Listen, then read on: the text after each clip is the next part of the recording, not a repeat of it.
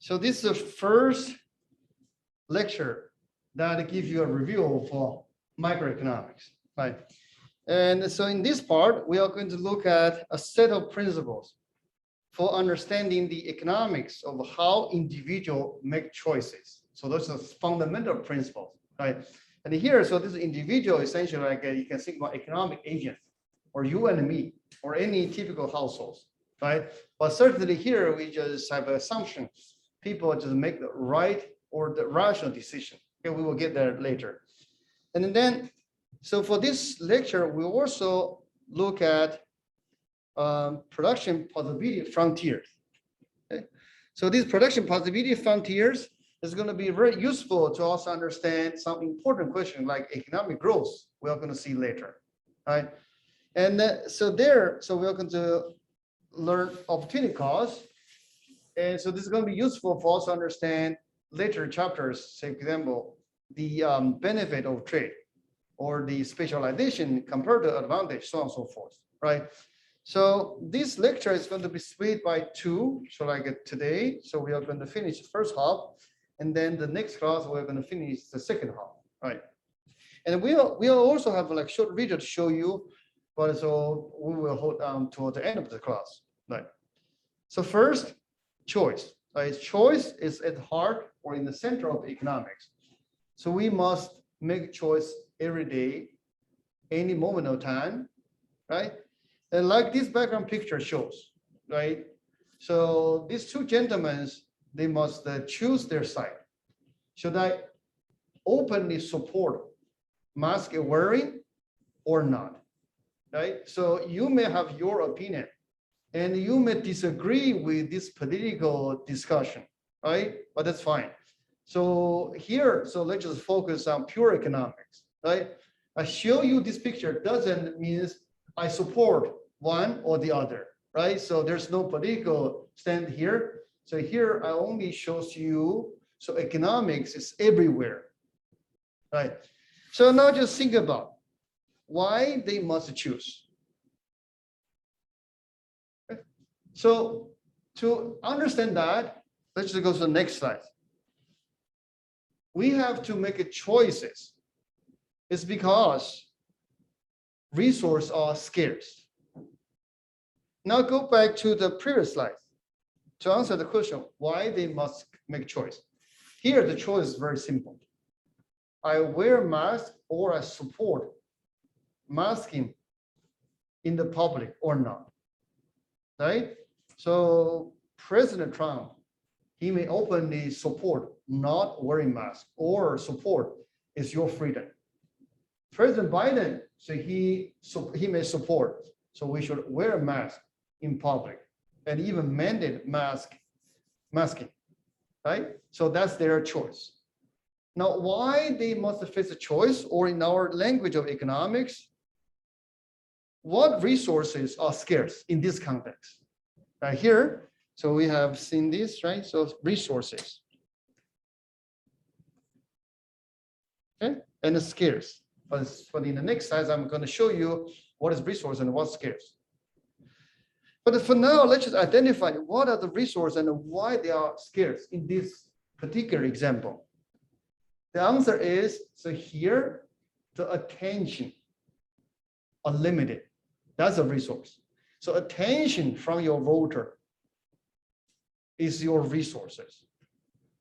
So this attention as a resources is scarce. So scarce actually literally means are not in abundant supply. They are limited, right? And then, so you must take your stand to attract the attention from your voter in this particular context, right? So attention is a resource. It may not be very straightforward to you, but the attention is a resource, or attention is an economic resource, becomes more and more important in modern economy. Now just think about, just look at your cell phone. Either you have an iPhone or Android phone, right? So there are so many apps there. So those apps is competing for your attention, right? So this, your attention becomes a resource because eventually, now just go to the next slide, resources, or anything that can be used to produce something else. Let me write down. So your attention as a customer, or your attention as a potential voter. So if people, or if the tech company, or the politicians, if they can attract your attention, then they can convert your attention into something else. Like in political campaign, so your attention can convert into vote, and eventually convert into political power, because they got elected. Now, speaking of those the apps on your phone, on your computer, so they attract your attention. So they are going to see the data, right? And then your data is going to be converted into valuable information. They will be sent to the advertisement. They will send to the third-party companies, and they will use those data to send you targeted advertisement. Eventually, those are going to translate into real purchase. So that's why they attract your attention. That's why attention becomes a resource. But certainly it is limited. Why? Because everyone has 24 hours. And the average person spends 8 hours on the bed, right? And you are awake for 16 hours, but you have other things to do. So even though you spend 5 hours, I already spent 5 hours on your screen, but that's just 5 hours, right? So they are competing for that attention. So that's an example of resources. So the resources are scarce. So people must make their choice how to attract your attention, so that I can use attention to convert it into something useful. Scarce means in short supply, right? Like your time, you only have 24 hours, but your wake time is on average 16 hours, right? So this is limited. Now, sometimes people may think, oh, so there are things unlimited, like fresh air, like clean water. But actually, so those things are not unlimited, right? So this limited or unlimited, maybe it's your conception, maybe it's in related term, right? But physically, those are limited. But even worse, so the climate change is making these things even more scarce, right? So you may have heard from the newspaper. So there's more and more discussion on climate change. You believe or not, but the truth is, so like scientists predict, or we are experiencing now, the severe weather is becomes more and more frequent, right? So the climate change may be too remote to us, but at least we are feeling the severe weather more and more often, right? Like we are feeling right now. And yesterday I heard a tragic story. So recently there's a student in Omaha High School passed away because of the heat stroke. Right? So again, this isolated incident, that just a warning sign. So the severe weather becomes more and more frequent. It just tells us the nice weather itself is also a scarce resource, and then we must make our choice, right? Like I just recently saw there is a kind of booth to promote public transportation, to promote riding bike on our campus. Why they do that? So they just trying to help you to make the choice, so that make our environment more sustainable. That's just another example, right? Oh, by the way, so before I move to the next one, so one more word regarding resource. Usually we think about resource, we think about tangible, like this cup or the water inside my cup, okay? The computer monitor or the tablet I'm using, right? So usually we think about a tangible, meaning so you can feel, you can touch. But attention, as I just mentioned here, so we call this intangible. Or talent, or we call it human capital. They are resources, but they are intangible, right? But actually, so this intangible resource becomes more and more important in modern economy, right? Like I just mentioned, like attention. So they are competing for your attention. And the human capital, like actually, so you are accumulating or you are absorbing your human capital by taking my class.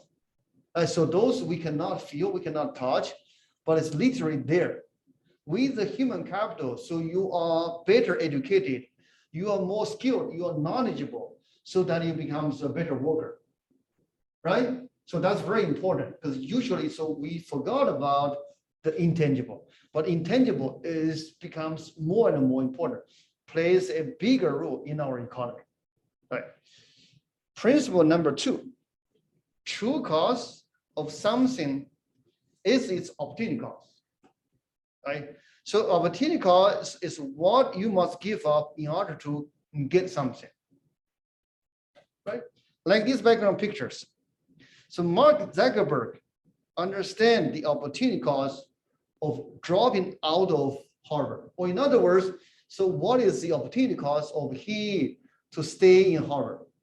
Which is the opportunity he create Facebook, right? So this Facebook now becomes a $1 trillion business. If he stay in Harvard, he's going to lose the opportunity to create this gigantic technology company, right? So that's opportunity cost, right? So usually there's a pitfall to understand opportunity cost. So usually people always think something he is willing to do is willing to take or to consume in terms of understanding opportunity cost. They ignore the opportunity, so he may not choose, he may not want to choose. Here's an example, right? Say for example, so you have a Friday night, because today is Friday, right?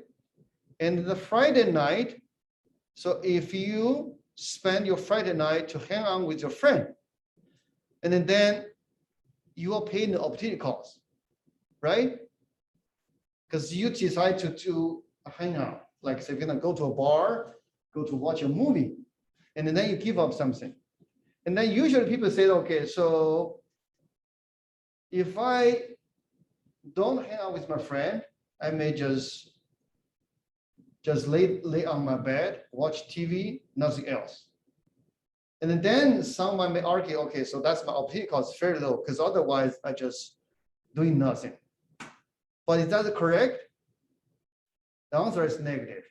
Actually, so what is opportunity cost? It's the highest possible value you're going to forego. You don't want to do something else, or you decide to not to do those things, or you ignore those things, doesn't mean they do not exist. More specifically, so on the Friday night, let's just write down here. So you decide to do, so this is what you do, and what you forego. So you do, what you do is just say, for example, you watch a movie, right? And then you forego the opportunity. But usually people only pay attention to what they might do. Say, for example, sleep, right? But actually, so usually people forgot. So what are the other possibility, or what are the possible things you're going to forget? Say, for example, you may do some study. Just say, for example, you read a book, and then so you find out a great idea. So those things may transform you, or may bring you tremendous amount of human capital, right? But again, so usual mistake is people only pay attention to those things they are willing to undertake. They forget about those things they may not want to do, but you cannot just put your head underneath the sand, ignore those opportunities. So that then what you forego, what you pay, what the cost you are facing is the highest value you will forego. Not something you're willing to, not something you feel, not something you're willing to do, right? So that's the usual pitfall. Third principle. When we say how much are we going to do, either how much mile we are going to walk, how much sugar we are going to take, okay? How much more hours of study are we going to endure? How much effort we are going to pay? So the how much usually is a decision at the margin, meaning the last minute, the last mile, the last gram, right? So this margin. And actually in the margin, we are facing a trade-off. What a trade-off? It just means we are comparing gain versus loss, right? So what is the gain? What's the loss? And then in the margin, so whenever the gain exceeds the loss, and usually we keep doing. On the other hand, if in the margin, if the trade-off tells us, so the loss is going to exceed the gain, and then we stop doing that. Right, so this trade-off. Like this example shows, right? So now probably you feel hungry, right? So usually I feel hungry at 11 o'clock because usually we have breakfast like 8 or 9, and I know some students may skip breakfast, right? So this is bad. So it's really, really bad for your health. But for whatever reason, so you may skip your breakfast. Now you feel hungry. But the lunch is still like 1 hour from now. You have some snacks and you have this candy bar, okay? And then so you are going to do a mental calculation, right? So should I take a bite or not? Should I take extra bite or not? Okay, and different people have different calculation. Let me just use myself as an example. Okay, so I take a bite. So this sugar immediately translates into calorie and immediately translates into satisfaction. So that's a benefit, right? So that's human natural because human like sweet things when we are baby, because this sweet immediately help us to release dopamine, right? So we get satisfaction immediately. So that's good. But everything comes with a cost. What is the cost? So usually, so the sugar is going to cause health problem, right? Because there's recommended amount of sugar by WHO. I believe it's like 30 grams per day. The more, the extra you take, over time is only going to accumulate because your body has the capacity to digest the sugar. And the rest you consume is going to store as a fat, so on and so forth, right? And personally, so I have another problem. So the sugar actually, so the more sugar I eat is make my stomach upset. So in other words, to summarize, there's like health issue, right? And then maybe someone else says, okay, so actually, so this candy bar is going to cost you money. Yes, that's another cost. But anyway, so what are we going to do? The calculation is, so the benefit versus the cost, right? The other way to understand the benefit is if I refrain from eating these, so I'm going to feel hungry, right? So to summarize, so we are doing this mental calculation until there's a point, the satisfaction, the release of dopamine coming from extra bite is going to be outweighed by the cost, which is your awareness of the health problem you're going to face, and the offset from your stomach is going to send you a signal, you will stop. It sounds very complicated, but actually, so we are doing this calculation every day, all right? So this is margin. Now, there's a few concepts built into these slides. First, we have marginal decision, right? So those are decisions. First of all, these decisions. So the decisions made at the margin. Okay? And this decision is about whether we do a bit more, let's use plus, or a bit less, use minus. Right? But then in the middle, there's a zero. So that is a final decision. Certainly, so if you find that the benefit exceed the cost, you go to positive. On the other hand, it goes to negative. Until there's a point, we go to zero. This is going to link to a later concept called equilibrium. Right? The second concept, marginal analysis, essentially that's a study of marginal decision. Okay? Like the process, like the mental calculation I just told you. Right? So understand that what it means marginal decision. Let's just think about other examples. Sometimes we look at the average, right? Like the average cost or the average benefit. That is different. So the margin just means, okay, so the losses should I do or not? The average is calculated, okay, so on average, how much it costs. But usually what make you stop is not average, usually it's the margin, right? Incentive. Incentive is anything that offers rewards. So this reward is going to change your behavior. Like in the example before. So change your behavior in terms of should I stay in school or not? Should I take additional bite of sugar candy bar or not? Should I walk to school or should I drive? Right? So those change your behavior. And here, this reward can be positive reward. It can also be negative reward.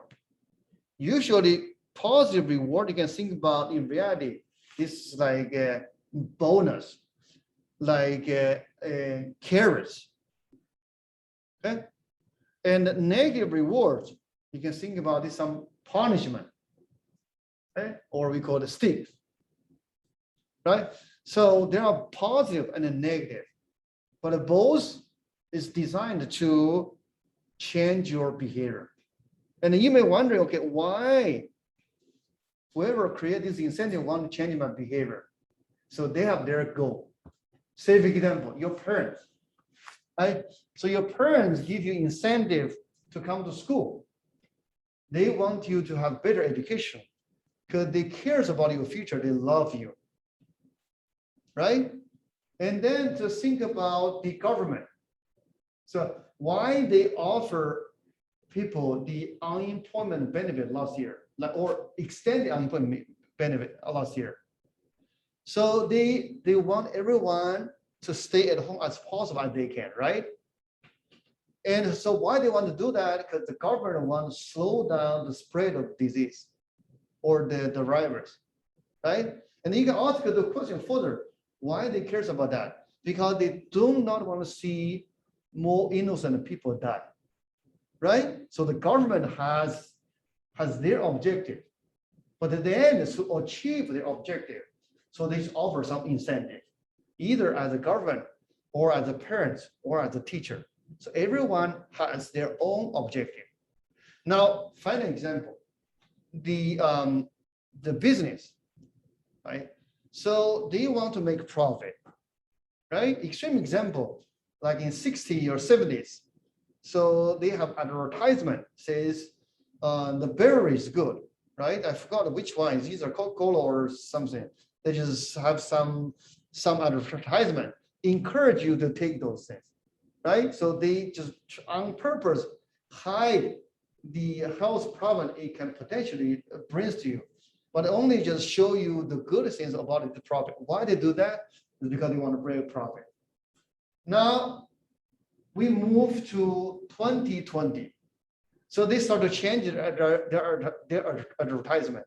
They start to tell you the potential problem. Why? Because there's regulation, because there's incentive from the government. If they don't do that, so they are going to get fined. And furthermore, so the investor, they start to realize, so that's going to create a long-term problem to the society. So they wanted them to disclose the potential problem their product can bring us, right? So you can see, so everyone responds to incentive, but behind the incentive motive, so there's objective. Either it's a selfish motive, or it's a selfless motive.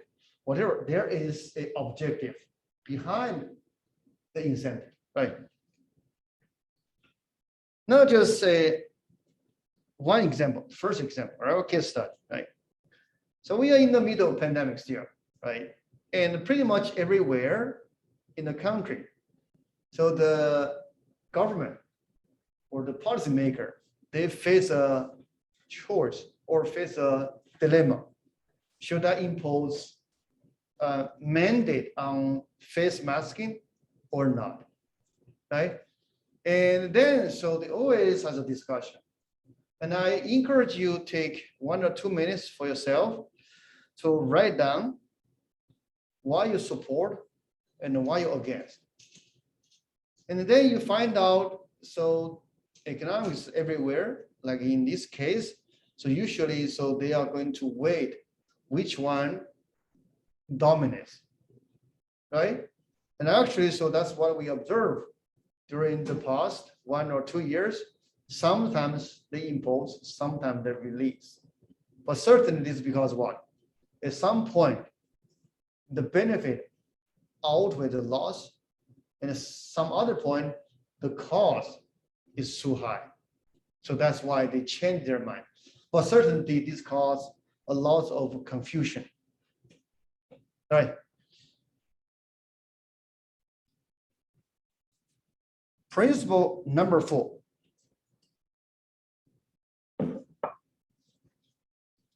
Given there's incentive, but again, so incentive always there. Right? So people is going to exploit an opportunity to make them better off.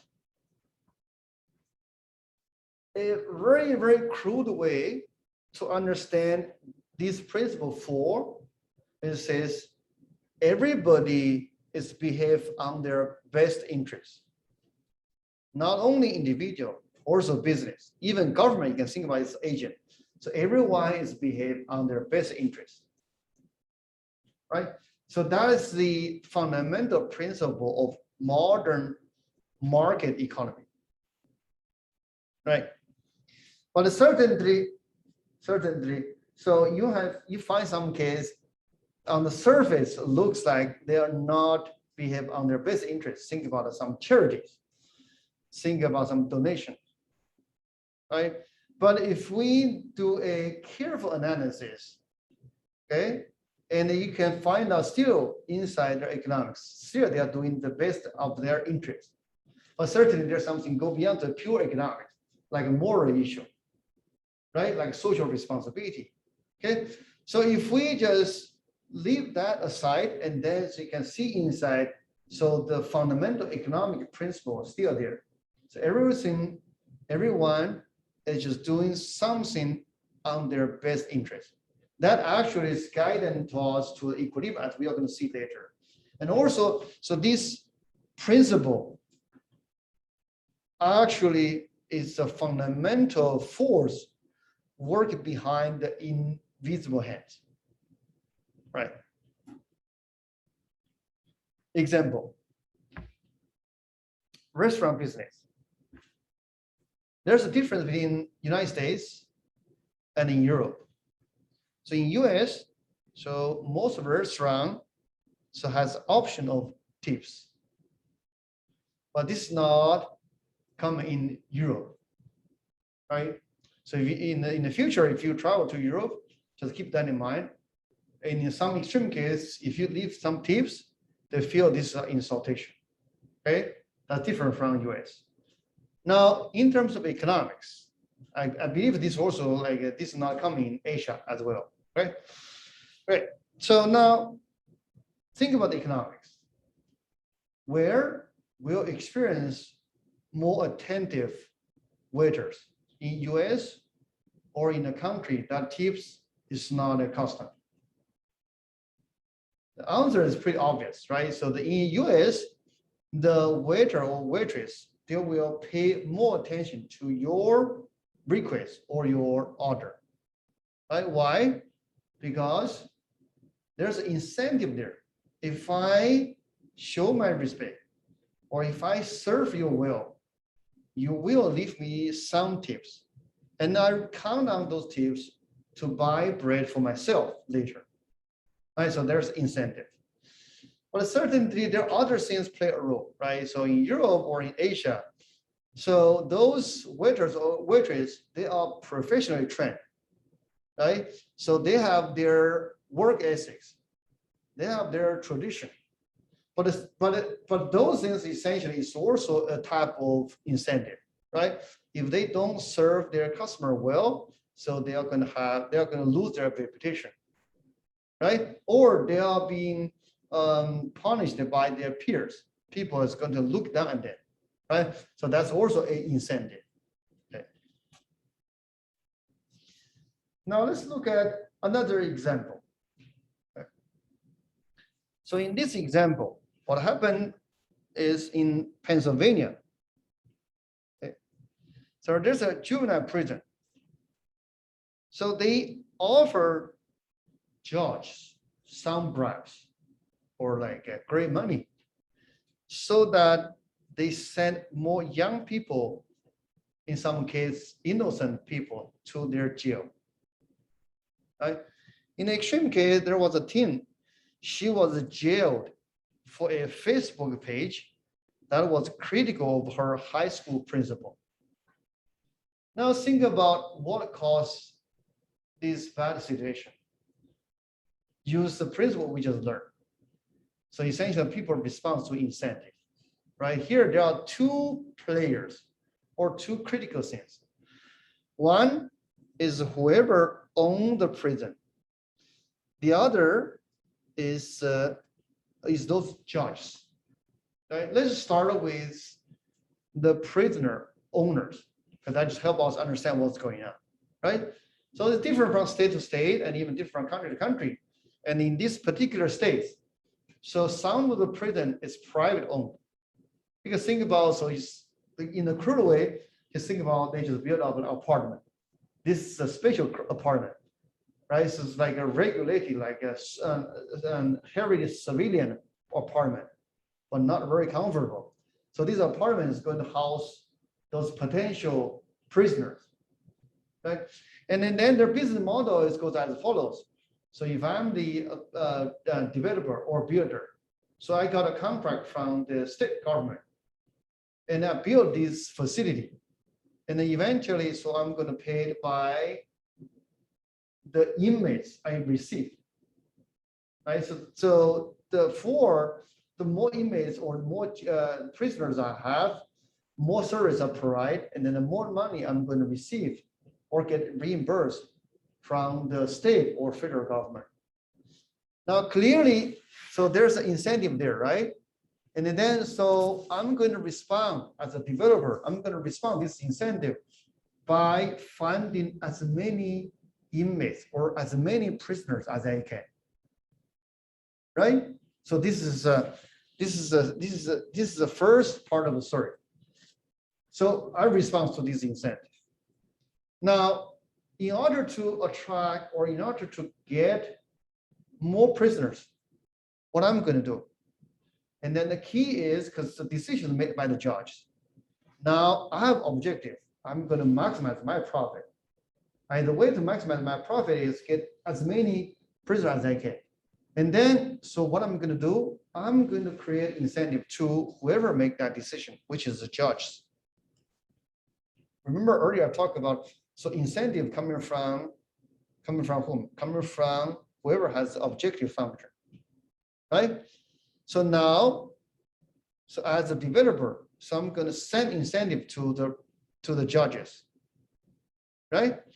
How I can change the judge's behavior. There are many ways, right? So here, we just one simple way, just give them financial reward, as quote unquote reward, right? So if they send one to my prison, I pay him or her $1,000, say for example, right? So this incentive is going to change the behavior, potentially change the behavior of the judges. Now, the last part of the story is think about the judge's response. So judge responds to the incentive. As I say, let's just pretend, so the number is 1,000 per inmate, right? And then this judge is going to make their trade-off analysis or do the mental calculation. So if I wrongly sentence this teen to this jail for a short period of time, immediately I will receive 1,000. But then, so what is the cost to me? There's a moral judgment, right? I'm going to suffer throughout the end of my life, throughout the rest of my life. What else? So there's a good chance I will be caught, right? Whatever you do, eventually it will be. There's just a matter of time, just a matter of probability, right? And I will be caught. If I caught it, I lose my career. And then, so he or she is going to do the calculation, right? Does it make sense? So until the point, certainly if this is high enough, so he's going to do that. If this is low enough, he's not going to do that, right? So the example here just tells you everyone responds to incentive. And the incentive is going to change your behavior because everyone wants to exploit the opportunity, right?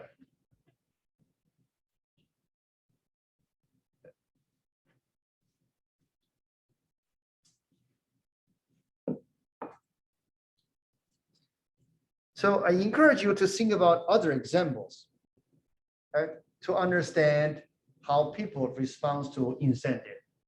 And I encourage you to think about those principles, not only this one, also all those principles we have discussed, to think about your daily life, right? So how you make your decision. So this is a good way to practice what we learn, right? Now, principle number 5, there are gains from trade. What is trade? Right? We just exchange. But you need to think about trade in a broader sense. Not only we change goods, but we also change for service. Or in other words, we exchange tangible and intangible. Okay? In this background picture kind of tells you the story of trade that can make us better off.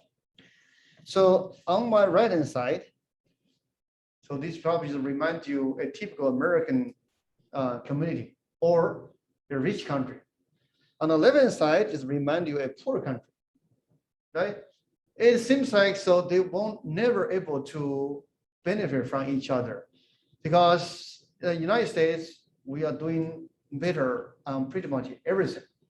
And the other one is probably is not going to do anything better than American, right? But then, so this principle is going to tell you, in reality, they still can benefit from each other. So help you understand, so the key thing here is the concept called specialization. So this is a situation in which each person specializes in the task that he or she is good at performing. Right? To understand this specialization and to understand how we can benefit from each other through trade. Now just imagine we are in a small town, okay? And I'm a person who make a living by doing landscaping, okay? I just think about, again, this is the right time to do the landscaping. It's like fall season. Usually people do the landscaping before winter, right? Anyway, so landscaping. Now, let's say there's another person live other side of the town. He's a surgeon. Okay? Usually those guys very smart, right? And let's just make the things easier to understand. So this surgeon is better at doing everything compared with me. not only doing medical surgeries, okay, cook, doing even including my specialty, which is landscaping. Meaning saving them, okay, so the same quality of landscaping, it takes me, saving them will take me 1 hour, and it takes the surgeon 30 minutes, right? So now the question is, does it make sense for the surgeon to do landscape himself, or will he be better off by hiring me to do the landscaping for him? If we understand this situation, and then we understand, so why people can benefit from each other through trade, or like this background picture, why a rich country like United States can benefit from trading goods and service with a poor country like we saw on the left-hand side. In the example, let me just repeat or just highlight the key information. Right? In the example, landscaper, me versus the surgeon, somebody else. So the surgeon can do the same quality of landscaping in 30 minutes, but it took me 1 hour. And the surgeon can do many other things I cannot do. And the surgeon can do everything in a better way or more efficient way than me. Now the question is, does it make sense the surgeon do everything himself, or will he be better off by hiring me to do his landscape? The answer is obvious, right? So he is probably better off by hiring me to do the landscape. Why? So this is in terms of opportunity cost. Because this 1 hour, or in this particular case, yes, even only spend 30 minutes. But in these 30 minutes, his opportunity cost is the high rate of money he's going to lose by doing this complicated operation. Also, the opportunity to save lives, right? So and then, so instead of doing the operation, doing the landscape himself, even though he can do a better landscaping than me, and actually take me 1 hour, but it's going to be better for him, for the society, if he use these 30 minutes to save life, actually to make him, help him to make more money, also help the society, right? And this also helped me, because this 1 hour I spend, I make money, and actually I also leave the complicated things, because and then with 30 minutes he can potentially save my kids or some other landscaper's kids, which is something we cannot do. So you can see that we are mutually benefit from each other, right? Now let's just use this picture as example. So United States, okay, so we are good at everything, and we are particularly good at high-tech or more advanced technology. The other country is not good at, they are good at nothing, but relatively speaking, so they may good at growing rice, right? And then instead of we growing our rice or avocados or our chicks, and then so we spend all of our time and effort to growing our high-tech company, like we have NVIDIA's, like chip companies, right? And then so let them to grow rice for us. And then so we exchange. We sell our chips or computers to them, and they will sell their rice to us. So both will going to benefit in a sense, starting from United States. So we won't waste our time to grow rice, because the time we spend, we can make more chips. So that's going to make more money. Also, it's make the world a better world, because we are increasing our productivity. On the other hand, so the poor country, so they produce rice, they sell to us, right? And they make profit at the same time. So they're going to exchange for the high-tech stuff that eventually help them to grow rice faster, more productive. Right? So you can see we are going to benefit from each other. So the key here is opportunity cost. and specialization. All right. So this fifth principle. By the way, so we will have one chapter to explain to you this secret of trade in details. All right. Before we move to the next principle, let me ask you questions or the question for you to think about. So in our textbook and in pretty much any single economic class, and then we agree trade make us better off. And in reality, trade essentially is like globalization, or globalization is a version of trade, right? So globalization means the United States specialize high tech, we specialize in higher education, we specialize producing chips, computers, so on and so forth. And then Mexico, our neighboring country, they may specialize doing some assembly line because we outsource the assembling of the cars in Mexico. And also they just specialize growing avocado, right? So this kind of one way to understand globalization. And the furthermore, the way we understand the globalization is just think about, look around all the things you have.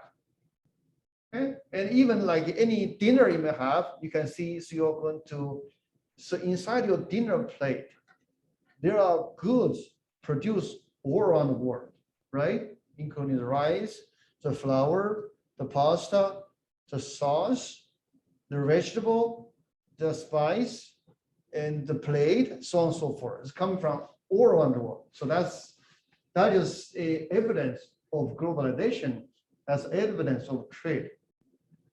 Now, the question for you is, yes, we know there's a benefit of globalization. We know there's a good benefit of trade. But why, if we read the news recently, I mean, it's a couple of years ago, started from a couple of years ago, and why there's so many people start to against globalization, or we call it anti-globalization, right? So there's so many politicians and so many newspapers start to say we should shut our door, we should raise the tariff, we should bring job back, we should let the competition more fierce, so on and so forth. What explains this change of climate towards, or the attitude towards globalization? So that's the questions I encourage you to think about. The short answer is, so remember trade-off. So you gain something, you lose something. The trade, yes, help us to prosper, but usually it leaves a fraction or some fraction of our society behind, meaning there are some industry will die. There are people who will lose their job. They are going to lose their opportunity, right? But again, so it's depending on the cost and the benefit. At some point, so the cost becomes so high and people start to against. But sometimes the benefit is so high, people are pro this idea, right? And then, so just it's always a trade-off analysis, right? So now, next principle, market move towards equilibrium. But what is equilibrium? This is an economic situation. So under this situation, no individual would better off doing something different. Or in other words, no one has incentive to move away from this situation. Right? So there are plenty of examples. Right? Just think about in the market. Right? So let's say, for example, you are looking for a new computer or new laptop for your school year. You go to Target. What's the equilibrium? The equilibrium is, okay, so I go to Target. I find out the particular model I like, and I have no incentive to go to another one or go to online. Yes, maybe the other store, so the price is slightly cheaper, or the online one, so the price is lower, but you still don't want to go because the other store is too far away, or the other online store, so they have some tedious like a repair or exchange policy, or you may have to wait for a few weeks. So this is equilibrium, right? So you are in a sweet spot. You are in a comfort zone. But actually, so this equilibrium is not only for you, this is for random people. I just say you because you are a random person in the analysis. Everyone walk in the store for this particular good and service, you have no incentive to change your mind. This is in equilibrium. Now, what is not in equilibrium? Now think again, you go to Target. And say, for example, you are looking for a, let's think about like a TV, right? For your dome. You want to enjoy your life as a college students. You want a new TV. What is not in equilibrium? It's in the following situation. You go there and then you find out, wow, the price is increasing. And actually, I can find out some better one in Amazon. And then you immediately go home, just log on Amazon, right? You prefer to wait. So this is not equilibrium, right? Or another case, you go to Target, local Target. Wow, so they have a sale. It's incredible. A 4K, 55-inch, they only sell for $200. You were thinking, are they not? So, and then, so you call your friend or your family members, get one, even though they don't need one, that you told them, so why not get one? You can sell on eBay to make a profit. So this is not an equilibrium. Why? Because now everyone has the incentive to come. And then, so for the Target, they realize the demand to my HD TV, 4K HD TV, 55 inches is too high. So the price doesn't justify. And then, so they will gradually raise the price until a point. So no one rushes to my store to get this HD TV. And then, so we are in an equilibrium. But just pay attention to this process. Both the individual or the buyers and the sellers, so they just respond to their basic interest or their behave on their basic interest. As a buyer, I want to get the cheapest, right? So that I can get the surplus. What is surplus? Essentially is the things I get what I valued minus the price. If I value the TV at $400, I only pay $200, and then my surplus is $200, right? Certainly, if I value the TV at $400, but the price is $500, you want to buy. Even $401, you want to buy. You have a negative surplus, right? So you are trying to maximize the value minus the cost. On the other hand, the store, they're trying to maximize their profit, right? If the cost is like 100, so they sell for 200, they make a profit. But however, if the demand is so high, so they realize even though I raise the price to 250, I still get the same amount of customer. Why not raise the price? So they are adjusting their behavior to maximize their profit. Okay, throughout this process, everyone is behave on their best interest. But eventually we move to equilibrium, which is a situation no one has the incentive to move away from that sweet spot. Right, so this is equilibrium. Okay. So I prepared a short video for you to watch. Okay. Let me just explain to you one more concept, and then so let's watch this together, and you're welcome to watch on your own device. Right. So the last concept we will discuss for today's class is model. Remember when I explained to you what is macroeconomics? I told you so macroeconomics is models, or we call theories. Models developed or built up to understand macroeconomic phenomena. Now here, so this is a clear explanation of what is a model. So in these long definitions, so I boiled them down into a few small concepts. So first, so this is used to better understand real life situation. Okay, so that's the purpose of this model. We understand real world. Like say, for example, we understand the growth of our economy. We understand the unemployment rate, right? Now you have to understand real world. So we are going to use some representations. Okay, this is the second keyword. Okay, use something to represent our world. Or you can think about like a simulation on your computer, right? Some student may play Fortnite, right? So Fortnite is like a representation of battleground, right? And then, but then furthermore, the third thing inside this definition, simplify. It's so complicated. Okay, so we must simplify. Why we want to make this simplification? It's because otherwise we will lose track of real world, right?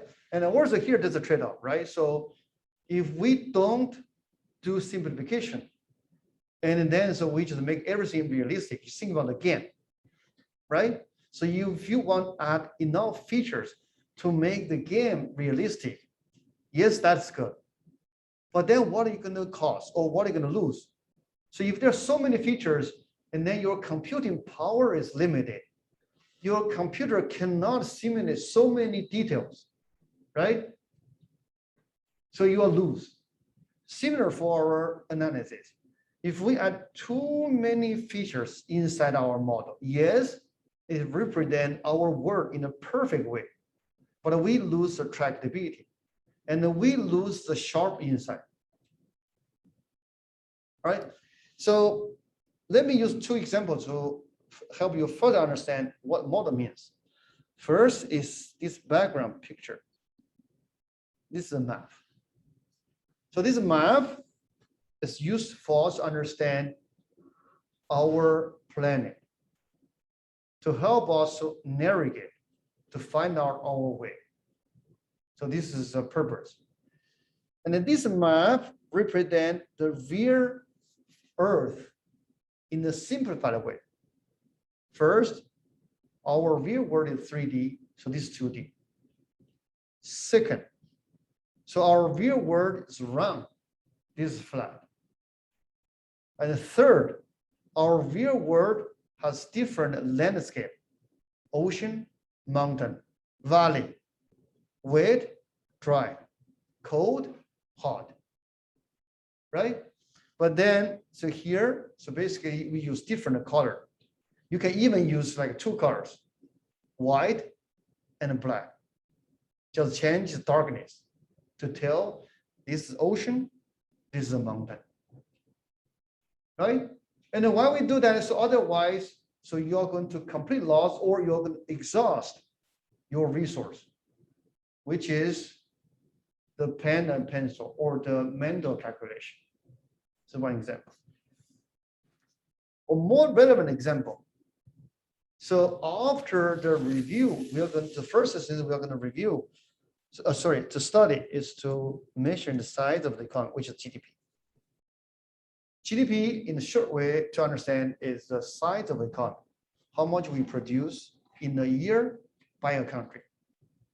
But then in reality, not to mention United States, just looking around Omaha, there are close to 1 million people. There are tens of thousands of businesses producing different goods and services, doing complicated transactions. How are we going to keep track of this complicated system? Right? And certainly we can write a comprehensive model, put everyone inside our theory, but then you just lose track. And instead, so the model we are going to use in the future chapter is, so we are going to put everyone into two roles. Think about a computer again. You are either a consumer or you are a producer or firm. This is like computer games, right? You are either a friends or a family. You are either a gamer or some target you need to destroy, right? So that's one way, the crude way to understand how we do the model, right? Okay, so that's the new concept we will discuss for today. So let's just show the video again. So you're welcome to watch the video yourself.